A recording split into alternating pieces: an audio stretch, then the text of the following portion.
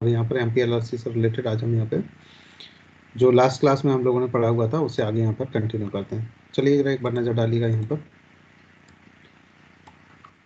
Last class में हम लोगों ने यहाँ पर पढ़ा हुआ था चैप्टर 7 से रिलेटेड भू सर्वेक्षण के बारे में बात की गई थी, रेवेन्यू सर्वे से रिलेटेड, जो कि सेक्शन 61 से लेकर के हमने 65 तक स्टडी कर लिया। 65 से आज हम 66 से आज आगे का कंटिन्यू करेंगे हम यहाँ पे। तो चलिए ज़रा ध्यान देते हैं।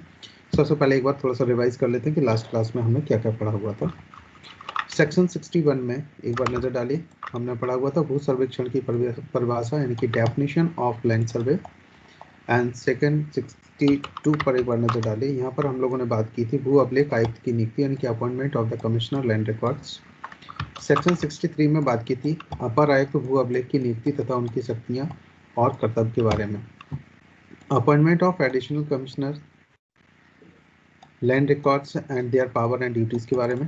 सेक्शन 64 में हम लोगों ने पढ़ा हुआ था प्रस्तावित भू सर्वेक्षण की अधिसूचना, notification of proposed land survey. Section 65 में हम लोगों ने पढ़ा हुआ था जिला सर्वेक्षण अधिकारी, उप सर्वेक्षण अधिकारी तथा सहायक सर्वेक्षण अधिकारी यानी कि district survey officer, deputy survey officer and assistant survey officer, इससे रिलेटेड हम लोगों ने पढ़ा हुआ था। नेक्स्ट आज हम यहाँ से डिस्कस करने वाले हैं सेक्शन 66 से रिलेटेड और आगे के कंटिन्यू करेंगे।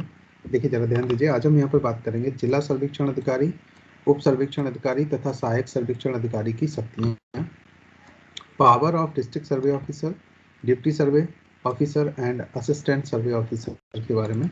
सेक्शन 67 पर एक बार नजर डालिए, यहाँ पर हम बात करेंगे सर्वेक्षण संख्यांक, ब्लॉक संख्यांक, भूखंड संख्यांक की रचना और उनको नगरेतर क्षेत्रों में, ग्रामों में तथा नगरीय क्षेत्रों में सेक्टर में समूहीकृत करना यानी कि formation of survey numbers, block numbers, plot numbers and their grouping into villages and in non-urban areas or into sector in urban areas।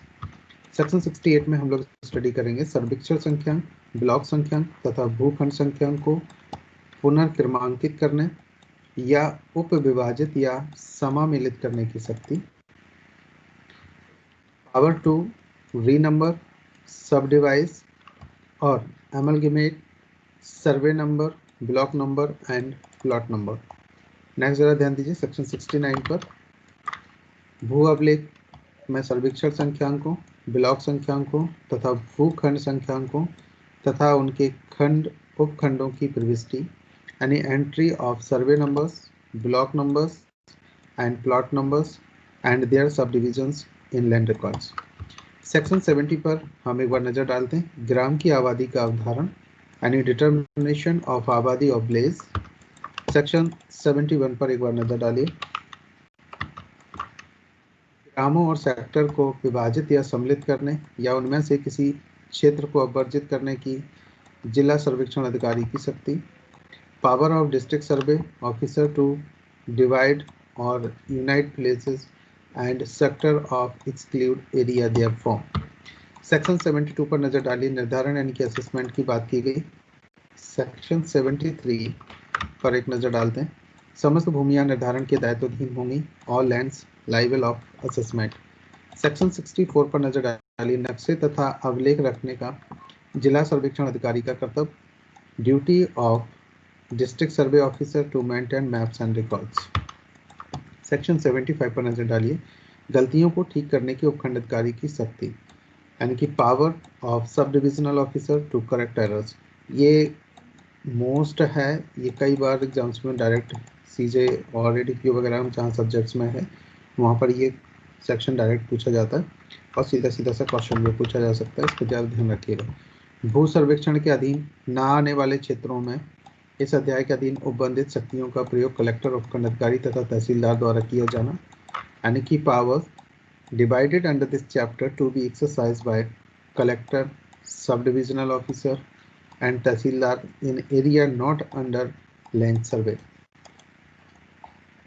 Section 77 नियम बनाने की शक्ति, पावर टू मेक रूल्स। तो पर आ जाएगा स्टेट गवर्नमेंट। चलिए तो यहाँ तक हम लोग डिस्कस करेंगे और सीधे हम आपको ले चलते हैं डिटेल्स पर। जरा ध्यान दीजिए।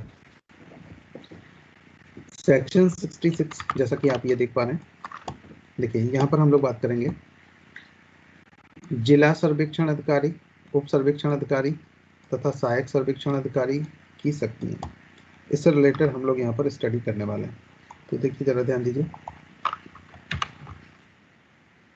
जिला सर्वेक्षण अधिकारी और उप सर्वेक्षण अधिकारी तथा सहायक सर्वेक्षण अधिकारी की शक्तियां की पावर्स की बात की गई यहाँ पर। Section of 66, power of district survey officer, deputy survey officer and assistant survey officer. सब क्लोज नंबर फर्स्ट पर एक नजर डालिए। देखिए, ऐसी भूमियों के संबंध में जो कि भू सर्वेक्षण के अधीन है और इस संहिता के अधीन कलेक्टर, उपखंड अधिकारी या तहसीलदार की शक्तियां क्रमशः जिला सर्वेक्षण अधिकारी और उप सर्वेक्षण अधिकारी या सहायक सर्वेक्षण अधिकारी में निहित होंगी।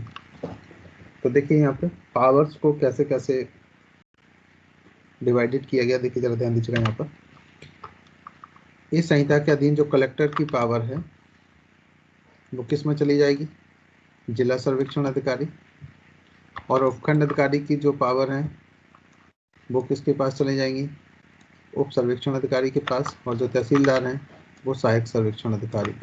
तो जो जैसे कि ऊपर के सेक्शन में भी हम लोगों ने पढ़ा है कि कलेक्टर ही यहाँ पर क्या होंगे, जो जिला सर्वेक्षण अधिकारी होगा वो कलेक्टर को माना जाएगा। मतलब कलेक्टर जब दोहरे कार्य करते हैं, जैसे जुडिशियल मजिस्ट्रेट जब कार्य करते हैं तो वो JMFC कहलाते हैं, और जब वो सिविल के केसेस सुनते हैं तो वो सिविल जज कहलाते हैं। बिल्कुल सेम कंडीशन इनकी भी यहाँ पर इस टाइप की होगी।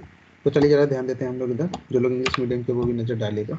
आप पढ़ रहे हैं सेक्शन 66 और सब क्लोज ये फर्स्ट पर एक नज़र डालिएगा। देखिए कहा गया, in respect of land under land survey the power of the collector, the sub divisional officer or the Tehsildar under this code shall be based in the district survey officer। जो collector की power होगी वो किसमें होगी, district survey officer में wasted की जाएगी। And next deputy survey officers और असिस्टेंट सर्वे ऑफिसर्स रेस्पेक्टिवली। तो जैसा ये क्रम दिया गया है यहाँ पे जरा ध्यान दीजिएगा, first collector and second sub divisional officer and third tehsildar. तो इनके इस हिसाब से first district survey officer, second deputy survey officer और थर्ड यहाँ पर हम बात करेंगे असिस्टेंट सर्वे ऑफिसर की, इनमें ये वेस्टेड रहेंगे। चलिए सब क्लोज नंबर 2 पर जरा नजर डालिए। आप पढ़ रहे हैं सेक्शन 66 सब क्लोज 2। यहाँ देखिए क्या कह रहे हैं, राज्य सरकार इस संहिता के अधीन जिला सर्वेक्षण अधिकारी की समस्त या किन्हीं शक्तियों को उप सर्वेक्षण अधिकारी या सहायक सर्वेक्षण अधिकारी में निहित कर सकेगी। कौन कर सकेगी इन पावर्स को, तो यहाँ एक आंसर आता है राज्य सरकार। कौन सा सेक्शन पढ़ रहे हैं आप, यहाँ पर सेक्शन आप पढ़ रहे हैं 66 सब क्लोज 2 के अकॉर्डिंग। जो इंग्लिश मीडियम के वो भी जरा यहाँ ध्यान दीजिएगा। आ गया, द स्टेट गवर्नमेंट में इन्वेस्ट एनी ड्यूटी सर्वे ऑफिसर और assistant survey officer with all or any of the power of the district survey officer under this code। तो यहाँ पर कौन कर सकता है, स्टेट गवर्नमेंट। चलिए कितना क्लियर है गाइस सभी को? Yes sir. ओके चलिए सेक्शन 67 पर एक बार नजर डालिए। यहाँ बात की गई सर्वेक्षण संख्यांक, ब्लॉक संख्यांक, भूखंड संख्यांक की रचना और उनको नगरीय क्षेत्रों में, ग्रामों में तथा नगरीय क्षेत्रों में सेक्टर में समूहीकृत करना।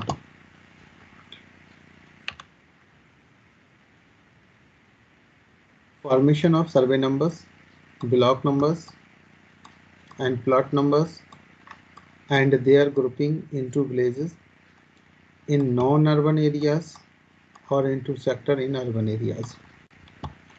जैसा कि आपने पढ़ा यहाँ पर सर्वेक्षण संख्यांक, ब्लॉक संख्यांक और भूखंड संख्यांक की रचना और उनको नगरीय क्षेत्रों में, ग्रामों में तथा नगरीय क्षेत्रों में सेक्टर में समूहीकृत करना, यानी कि उनके सेक्टर बनाना, उनके रूरल अर्बन एरियाज में एंट्री कैसे होगी, उसके बारे में हम लोग यहाँ पर पढ़ने वाले हैं। तो देखिए जरा ध्यान दीजिएगा, इस संहिता के अधीन बनाए गए नियमों के अधीन रहते हुए जिला सर्वेक्षण अधिकारी कौन कर सकता है? जिला सर्वेक्षण अधिकारी को पावर दी गई है। यहाँ पर देखिए क्या कहा गया,